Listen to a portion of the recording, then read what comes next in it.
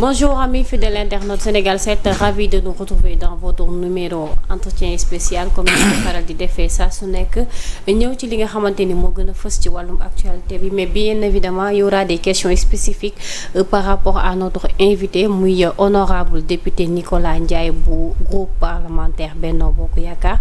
Donc ñu koy nuyu di ko dalal ak jàmm ci suñu ay plateau waaye biir Sénégal 7 honorable maa ngi lay nuyu di la ziar di la jox sa wàccuwaay.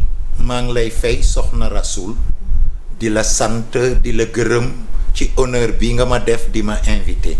Je suis Nicolas Ndiaye, c'est vrai, membre de Benno Bokk Yaakaar, secrétaire général du parti politique nommé Ligue démocratique. Merci beaucoup honorable. Alors comme ni ma ko énuméré tout à l'heure ci actualité bi gis nañu ni fi ñu toll nii affaire opposant Mimi Touré et ki nga xamante ni moom mooy Mansour Faye ngeen bokkoon benn parti politique tey situation bi yegg si fii au moment où nous sommes ñoo ngi en direct fële nga xam ne moom mooy tribunal bu Dakar salle 3 ñu war leen àtte ci mbir mu doxoon seen diggante.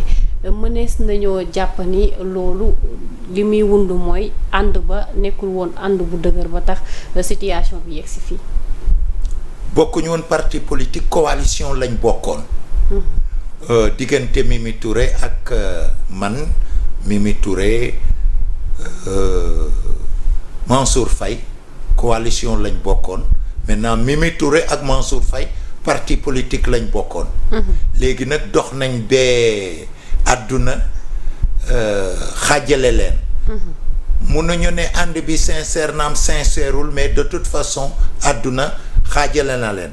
Mimi Touré jóge na ci suñu coalition parce que nommé wuñ ko vice président assemblée nationale. léegi nag am na lu ko jotaleeg Mansour Faye. Eh bien ñu ngi ci yoon, c'est une chose tout à fait normale.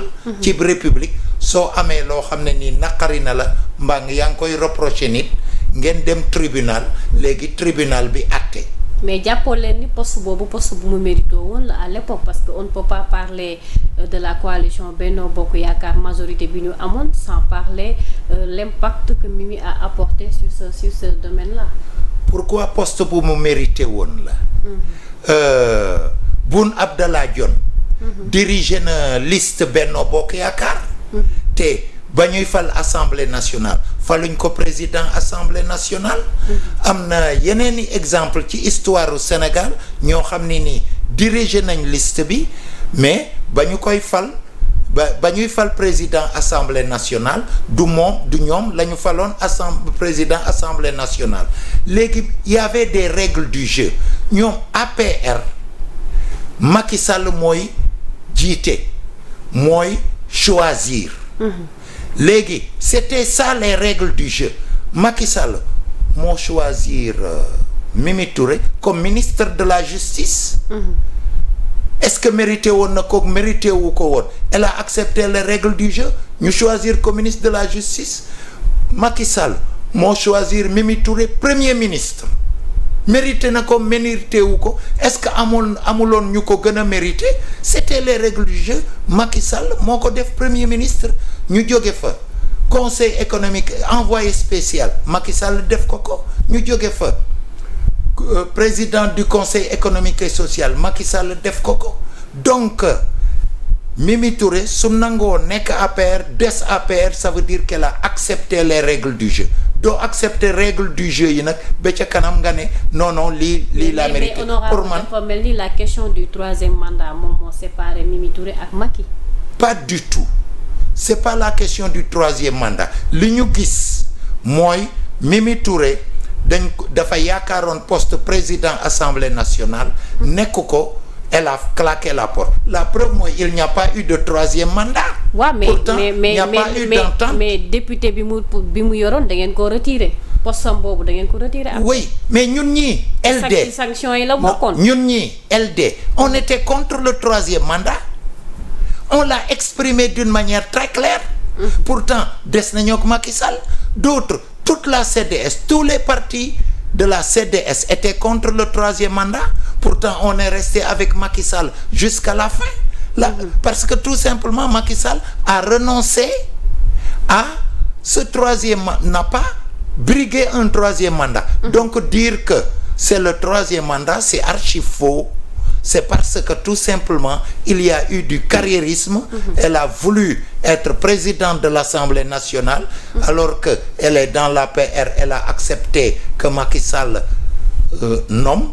Elle l'a pas nommé présidente de l'Assemblée nationale. Elle est partie. Léegi nag li ko jotaleeg Mansour Faye dem nañ tribunal et c'est une bonne chose dans une démocratie que tribunal mun a àtte. Et en même temps aussi gis nañu démb arrestation keneen ku bokk ci yéen muy Amath Suzanne Camara. waaw bien évidemment gis nañu ne am na arrêté nañu ko te gis nañ seen quelques militants wala bokk sympathisants yu demoon seeti ko fekk nañ jàpp nañ ne ñii nee nañ dañoo bafoué ay droit ñii nee nañu respecté nañ ay droit mu nekk ñaari mots yu contradictoire ci benn parti politique. Pour man jaruloon ñuy arrêté Amath Suzanne Camara. Pourquoi? Parce que tout simplement pour man li mu wax jaruta arrêté. On peut le remettre. mais jàppoon ni kàddu yi dafa ëpp. waaw mais li mu teg ci njiitu réew mi. lan la wax exactement. njiitu réew mi man duma ci jaar. dafa ne par respect en fait. mais mun nga ma koo wax directement sans man dégguma Amath Suzanne Camara. ok lan la wax. maanaam dafa yëkkati benn baat. boo xam ne comme quoi que njiitu réew mi du wax loo xamante ni dafa am. par respect wax utiliser na beneen mot mais mënuma utiliser. dafa ne njiitu réew mi day fen. waaw loolu la wax. waaw xam nga pour man. nit ñi quel que soit l'opposition politique dañoo war a wax ci njekk ak teraanga. mais loolu soo ko seetloo commencé wul ci Amath Suzanne Camara. Sonko ci boppam nee na njiitu réew mi day fen. Guy Marius Sagna nee na njiitu réew mi day fen. mais ñu may député lañ dañu am immunité parlementaire. non bi ko Sonko di wax nekkuloon député. kañ c'était quand. bi mu nekkee ci opposition bi. ensuite c'est-à-dire xam nga pour man. wax dañ ko war a wodd. nga nekk ci opposition bi nga nekk ci pouvoir bi.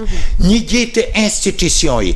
dañ leen a war a accorder respect. nga nekk ci pouvoir bi nga nekk ci opposition bi. li Macky Sall wax bi waa Pastef nekkee ci opposition bi mosuñu ko wax benn chef d'État. léegi nag c'est comme s'il y avait un retour de manivelle. c'est-à-dire li ñu doon wax léegi yéeg nañ ci nguur gi ñeneen ñu ngi koy wax ñu ngi leen di jàpp di leen tëj loolu yëpp c'est pas normal gis nga ñoo xam ne ni ngay opposition. ngay pouvoir nit dafa war a wodd waxam. di wax ji ci njekk ak teraanga. wax dañ koy wodd lépp loo xam ne nii bugg nga koo wax mun nga koo wax. mais nga def ko ci njekk ak teraanga donc. ñoom ci seen bopp foog naa ne suñu retourné woon opposition foog naa ne ni ñu doon waxe duñu ko ni waxe loolu yëpp nag jarul ñuy jàpp di tëj. d'accord alors honorable dañuy dem carrément ci li nga xam ne peut-être moom moo gënoon yokku tax sax ñu bëgg a poser le débat muy règlement intérieur bi nga xamante ni à l'Assemblée nationale moom moo xaw a bloqué DPG bi nga xamante ni moom le premier ministre war a def. À l'époque gis nañu l'ancien premier ministre Amadou Ba bi mu ko waree def aussi c'est la même chose jotoon nañ ko signaler que ni règlement intérieur bi nekkul woon à jour malgré loolu mu def ko ñu ñëw ci cette fois-ci Ousmane Sonko le premier ministre mu ne il faut que ñu defar règlement intérieur bi pour que mu mën a ñëw assemblée est-ce que histoire dabaatu leen ci ñàkk respecter règlement yeeg loi yeeg normes yi pour que institution yi mën a dox correctement. merci beaucoup loolu point boo xam ne nii la pour man c'est important ñu souligner ko ensuite niñ ko war a aborder. gis nga Sénégal su naree suux ñàkk xam-xam moo ko nar a suuxal li ma njëkk a bëgg a wax mooy.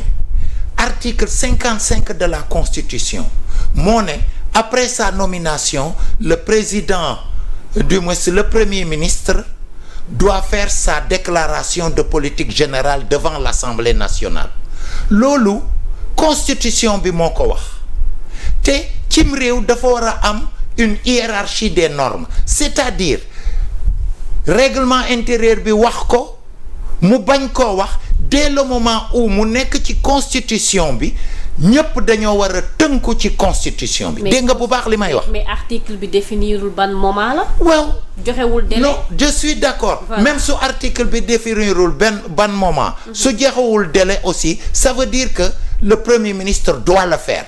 Maintenant ils ne disent pas quand et comment. Mais le premier ministre doit le faire, dafa war a tënku ci affaire bi. benn premier ministre constitution bi warul la ne lii la ci article 55. mu naan leneen lay def. dégg nga li ma wax. donc loolu sénégalais yëpp dañ ko war a xam. constitution bi wax na ko donc da ko war a def. c'est parce que constitution bi wax na ko da ko war a def looloo tax Amadou Ba. même s'il y a eu l'absence de ça dans le règlement intérieur, Amadou Ba est venu, il s'est conformé à la constitution, premièrement. Deuxièmement, règlement intérieur, c'est intérieur à l'Assemblée nationale. L'exécutif waruta wax ne nii ngeen war a def nii ngeen war a def joxe ay ultimatum ba joxe délai. Maintenant, Assemblée nationale en tant que Assemblée nationale mosta wax Ousmane Sonko ne ko premier ministre bi def déclaration de politique générale jot na kaay waxu ko loolu. C'est un groupe de députés de Yewwi Askan Wi ñoo ko ne bul ñëw mais Assemblée nationale waxu ko ne jot na kaay léegi su ay député Yewwi Askan Wi ne bul ñëw benn député bind ko ne bul ñëw moom mu répondre même si c'est sa page Facebook. Même si c'est pas une réponse officielle, c'est une réponse publique. C'est quoi la réponse publique? Mooy duma ñëw. Deuxièmement, joxe ultimatum si d'ici le 15 changé wuñu ko je vais joxe ultimatum boobu d'ici le 15. Ensuite mu joxe menace ne si d'ici le 15 suñu ko deful damay dem ci benn jury populaire def ko. L'exécutif yoonam nekkul ci présence ou non ci règlement intérieur bi à part le président de la République qui est la clé de voûte des institutions. Mais un ministre fût-il le premier ministre amul injonction yu muy jox Assemblée nationale, amul ultimatum yu mu koy jox, ensuite amul insulte bu muy def Assemblée nationale naa dinaa ko def devant un jury populaire qui est de qualité supérieure. Waruta def loolu yoonam nekkul ci loolu. C'est pour dire que donc c'est une position anti-républicaine. xam nga dama ne ñàkk xam-xam ñàkk culture mu ngi bugg a suuxal Sénégal. Premier ministre bi waruta am attitude boobu. Président de la République waru la dëgëral attitude du premier ministre bi ci loolu. D'accord. Maintenant. waaw ma xaar beneen question. Non, allez-y. Maintenant. On s'est réunis à Saly. Falaa doon jëm si moo tax looloo tax ma bëggoon nga poser question. D'accord. Alors en fait balaa réunion balaa commission bi. parce que def nañu benn communiqué. pour wax ne travaux yi ñu ngi essayer de voir maintenant man fi ma bëggoon yóbbu sama question mooy tey li nga wax yépp certes c'est vrai parce que institution la te yaakaar naa litige bi am actuellement ci diggante exécutif bi ak législatif bi pour man à l'époque yéen ñi nga xam ne yéen a fi nekkoon vous mënoon ngeen ko régler depuis parce que présence premier ministre bi ñu def ko dindiwaat ko motion de censure ainsi de suite maanaam à l'époque bu ñu régler woon ces petites questions là fi ñu yegsi duñ fi yegsi donc dafa mel ni histoire daf leen dab et que daf leen rattraper merci pour le mot et que à chaque fois les mêmes choses mooy répété wu maintenant il va falloir ñun tamit poser des actes yoo xamante ni suñu defee lii duñ ci delluwaat pour éviter les querelles. Je suis d'accord, il faut savoir raison garder. Voilà. D'abord, il faut dire clairement que c'est une négligence de l'Assemblée nationale. Voilà. C'est une négligence. Pour moi, c'est pas faux, usage de faux, etc. Ça, c'est exagéré. Inutilement pour ceux qui cherchent le conflit. Okay. C'est une négligence de l'Assemblée nationale. Voilà. Mais même cette négligence de l'Assemblée nationale ne peut pas justifier, ni ma ko waxe léegi, l'attitude du Premier ministre qui a d'abord qui s'ingère dans le fonctionnement de l'Assemblée nationale, qui fixe un ultimatum, qui menace et qui insulte. Maintenant, on s'est réunis à Saly et dans un climat constructif, de bonne entente, on a ensemble, on était ensemble. Parce que information boobu bëggoon naa nga ñëw ci de façon très claire parce que gis nañu communiqué bi ñu ne yéen a ngi waxtaan ci noo leen di defaree règlement intérieur bi pour que lépp mën a delluwaat dans les règles de l'art. Oui. Et que député bu nekk ci coalition bu nekk ci représenté 14e législature bi am nga représentant bu teew ci travaux commission yi. C'est ça. C'est-à-dire ñu nga man maa nga fa woon pour le compte de Benno Bokk Yaakaar. Il y avait les députés de Yewwi Askan Wi, il y avait les députés de Wallu et il y avait un représentant des non-inscrits. Et la discussion s'est déroulée dans le calme, dans la sérénité et dans la bonne entente. C'est pour dire que gis nga sooy liggéey ak populiste.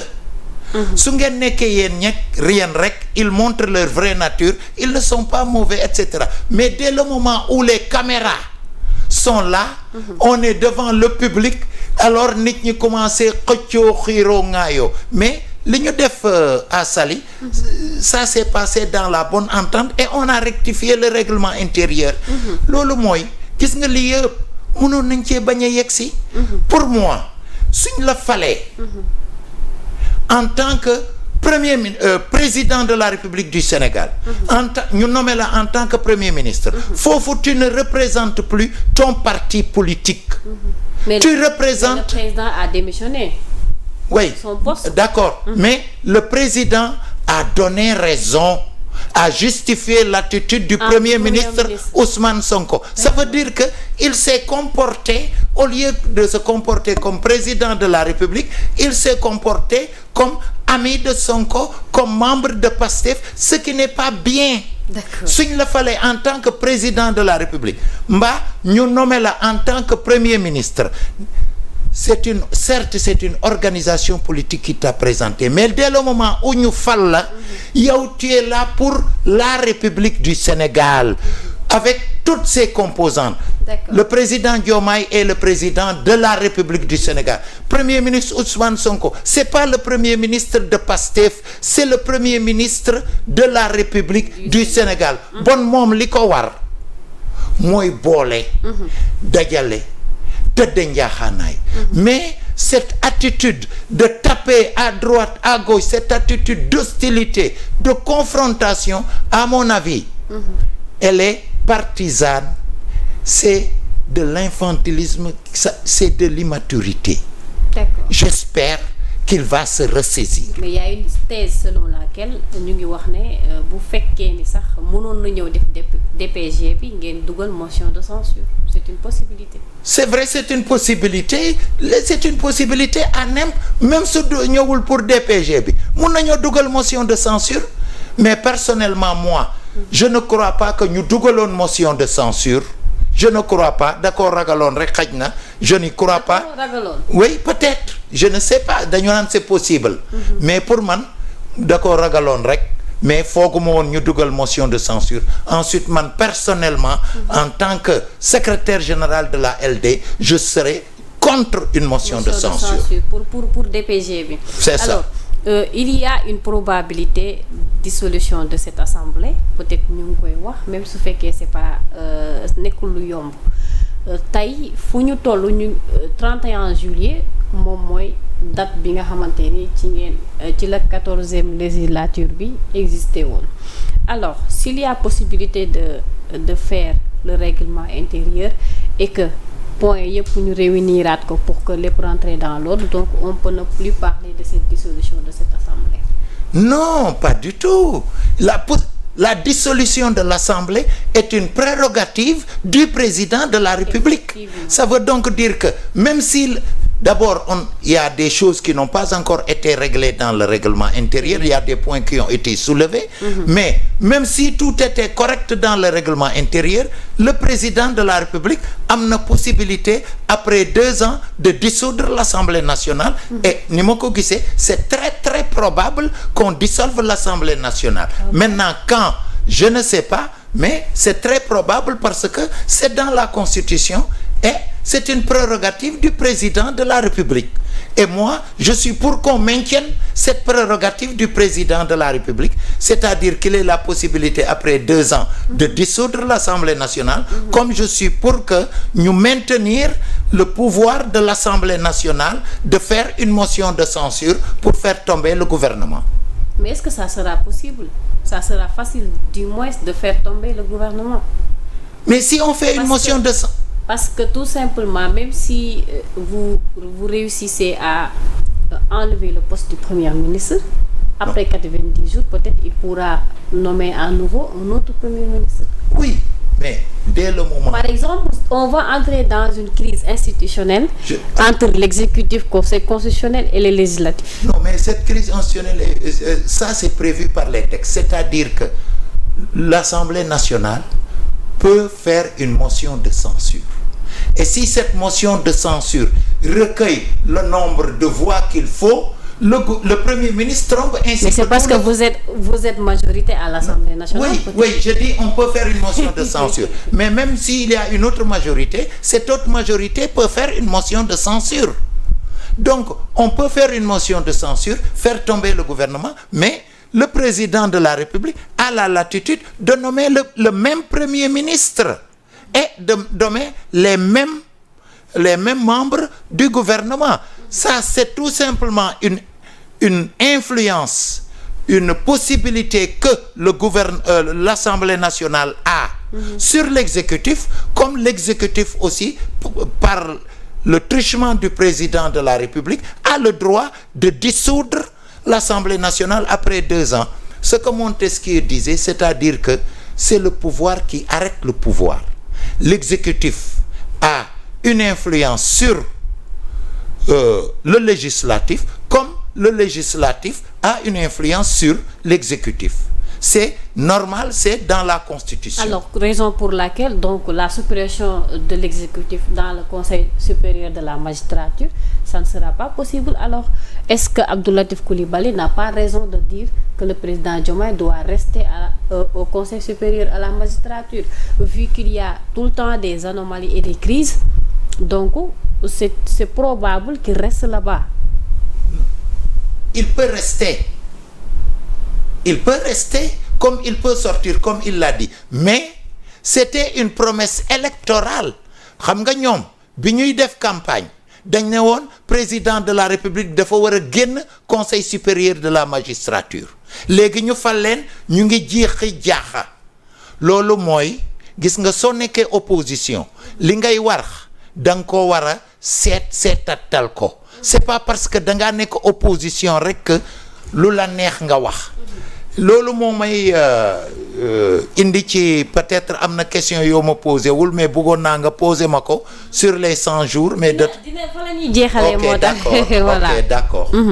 Ok. Allez-y, waaw. Donc pour man ils ont dit tout ce qu'ils voulaient quand ils étaient dans l'opposition.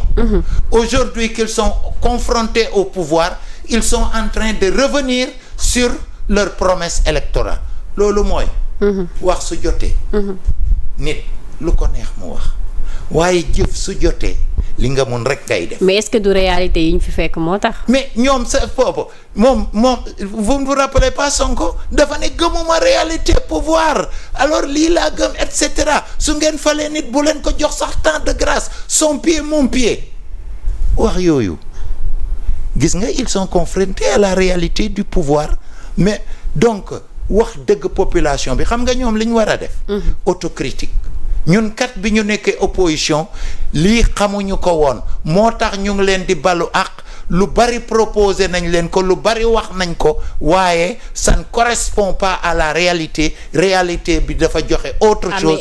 bal leen ma ak est-ce que du gouvernement bi fi jóge aussi liñ fi def ci ay yàqu-yàqu wala liñ fi fekk moom moo andi loolu. mais gouvernement bi il y a beaucoup d'irrégularités, il y a beaucoup de scandales yoo xam ne tey noté nañu ko par rapport ak régime bi fi jóge. mais régime bi fi jóge irrégularité ak li neexul seen loolu tax mu jóge fii. bien sûr. looloo tax mu jóge fi, c'est-à-dire les Sénégalais les ont rejetés avec 54% dès le premier tour. bon loolu passé na. fi ñu toll nii ñoom mais xam nga état continuité la. loolu passé na mais tamit conséquences yooyu moom mooy waral continuité bi liggéey bi mun a jaar. mais non fi ñu toll nii ñoom ce qu'on leur reproche c'est pas li ñu fi fekk, ce qu'on leur reproche c'est ce qu'ils disaient par rapport à ce qu'ils disent aujourd'hui. ça veut donc dire que ñoom ni ñu natte woon mbir mi ñàkk xam-xam la rek pour man. li ñu doon wax xam nga gis nga opposition bi waxagut.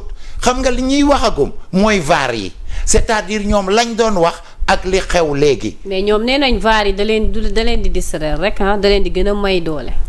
man de su ma waxoon dara ñu waxaat ma def leen ñu wax sama waxu démb wuteeg sama waxu tey dina ma def tuuti kersa. d'accord alors honorable fi ñuy daanalee mooy gis nañu sortie bi président de la République def sur les 100 jours.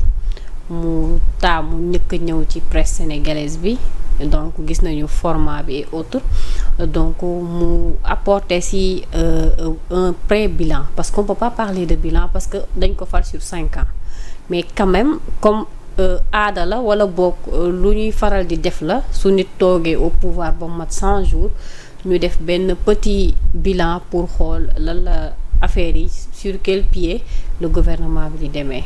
alors bi ñu génnee def communication bi pour que population bi xam exactement ci ban ossature la ñu jëm yow loolu naka nga ko gisee.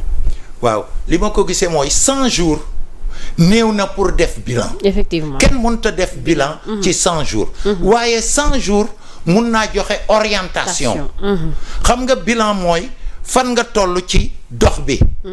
mais orientation. tey su ma gënoon ci studio bi. su ma jub. même su ma defee 50 pas.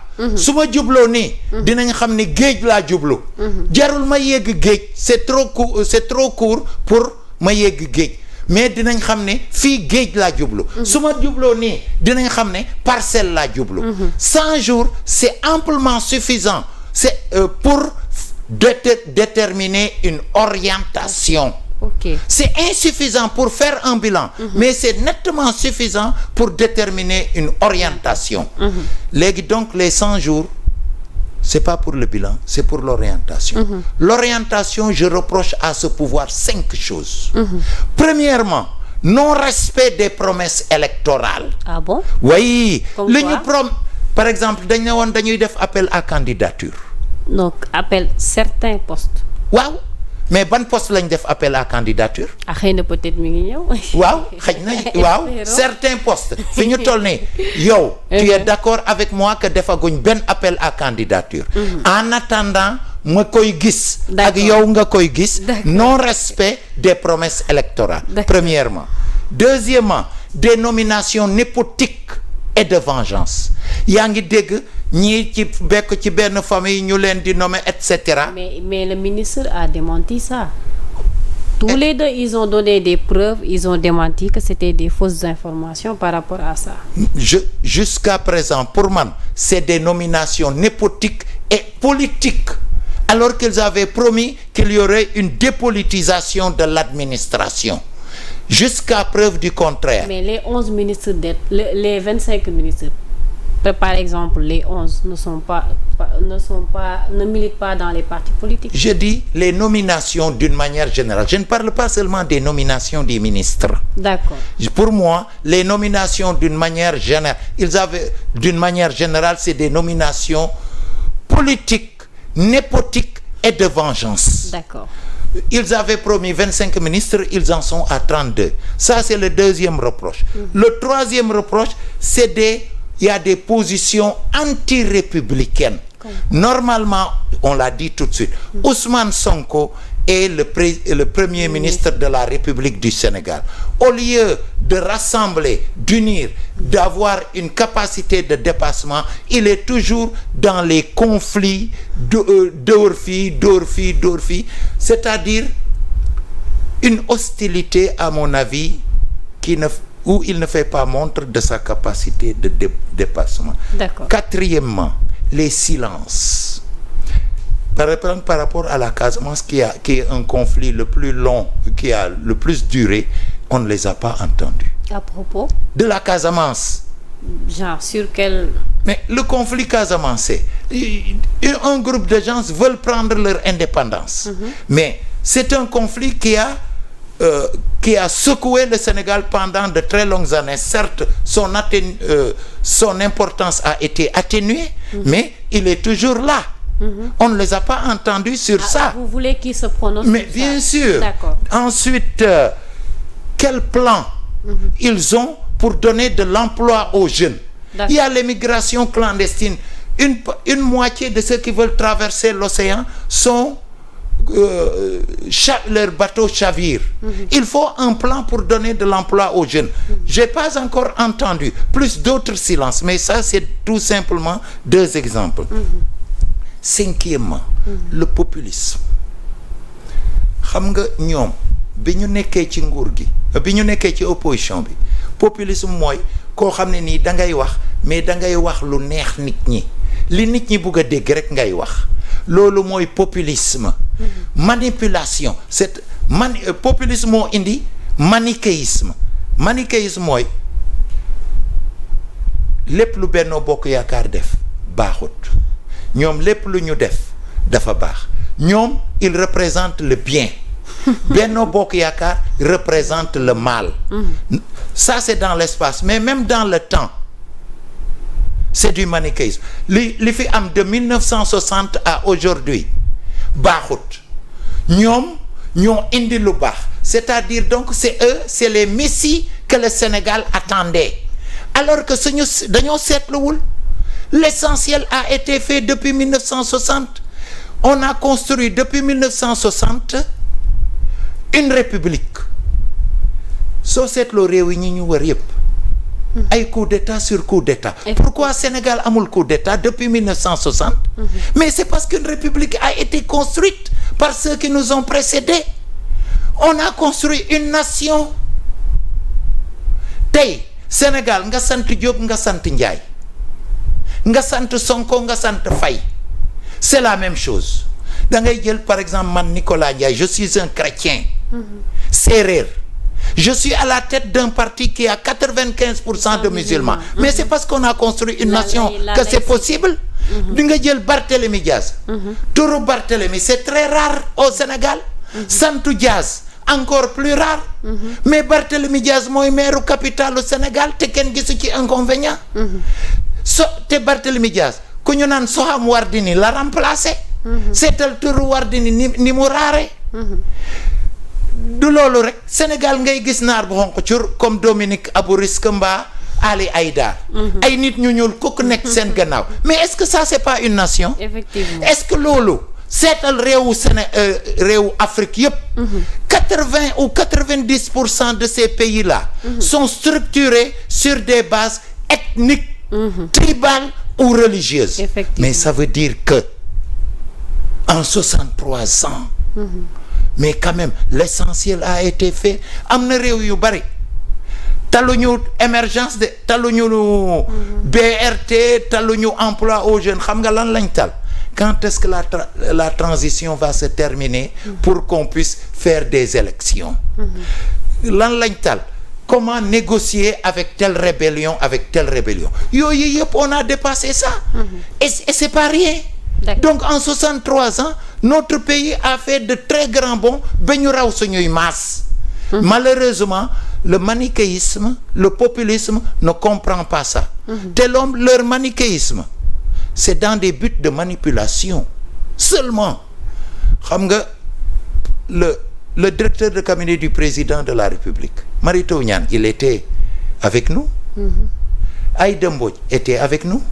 Mimi Touré qui est actuellement avec eux était avec nous. Ça veut dire qu'ils savent pertinemment que ici il n'y a pas seulement les mauvais et là les bons. Ça veut dire qu'il peut y avoir des bons parmi les mauvais et des mauvais parmi les bons. Et l'avenir le prouve, est en train de le prouver et le prouvera davantage. Le manichéisme ñàkk xam-xam la et c'est une méthode pour les dirigeants de faire de la manipulation, mais il n'y a rien de mieux que la réalité pour contrer le populisme, le manichéisme et la manipulation. D'accord, honorable, merci beaucoup. Je pense que temps bi épuisé na et que li ma la waroon laaj yëpp aussi laaj naa la ko. C'est ça. L'essentiel en est que espérons que dans les plus brefs délais DPG bi am règlement intérieur bi nekkaat dans l'ordre bu ko defee affaire yi avancé. Loolu yëpp dina am à mon avis. C'est-à-dire que les gens créent des tempêtes dans un verre d'eau. Si on avait abordé cette question d'une autre manière, lii yëpp coow lii yëpp du ci am. ñëpp dañoo war a def capacité de dépassement. maa ngi lay sant di la gërëm te di remercier di la remercier yow pour cet honneur. Merci beaucoup. di remercier la presse sénégalaise d'une manière générale te di leen ñaax ñu am plus de ñu am gën a am nañ ko sax mais gën a am responsabilité pour notre république, notre nation et notre administration. Merci beaucoup honorable ñu ngi lay jaajëfal bu baax a baax ma bàyyi la nga tàggatoo ak internet yi wala c'est bon. maa ngi leen di sant di leen gërëm. Merci beaucoup loolu rek. jaajëf donc ni lay demee saa su nekk sur Sénégal 7 restez connecté ngeen topp suñu ay programme mention spéciale à la régie Tuuti Ablaye merci beaucoup di leen jox rendez-vous à très bientôt jërë ngeen jëf.